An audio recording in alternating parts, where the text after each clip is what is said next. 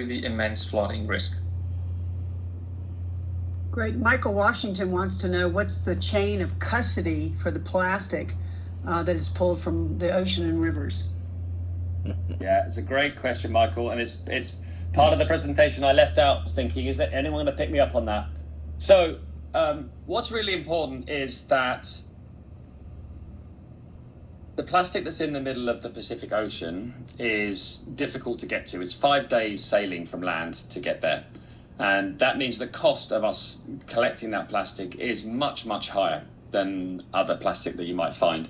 There's lots of terminology around plastic. You have something called ocean-bound plastic within 30 miles of the shore, including inland. And that's, as Thomas was just explaining, could be an area that might get washed down in rains into a river, into the ocean, but it doesn't have to be in the ocean. The plastic that we're collecting in the middle of the Pacific Ocean is ocean plastic. It's not ocean-bound plastic. So that actually has a value on that with our partners. So we're working with many of our partners to actually create products with the plastic that we've got out of there. Now, part of that means that we have to be able to demonstrate that this plastic has come from that place. So we worked with a third-party provider called DNV and set up a completely independent, monitored chain of custody for all of the plastic that we pull out of actually all of our deployments around the world. So not just our ocean system, but also the river system as well.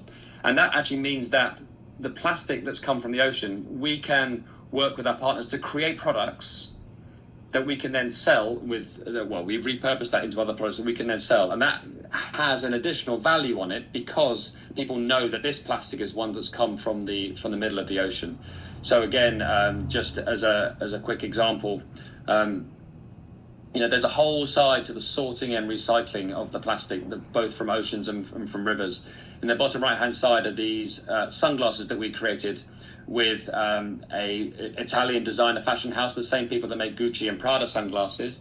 They made this with ocean plastic that we recycled in this granulate, which you can see in the top right-hand side. It is basically crushed up, put into these granules, and we can then repurpose that and put those into other sunglasses. So we sold 20,000 pairs of these at €200, so about $220 each, just to demonstrate that people were prepared to pay more money than they would normally because of where this plastic has come from. But that's only possible because of the chain of custody that we've been able to put onto it.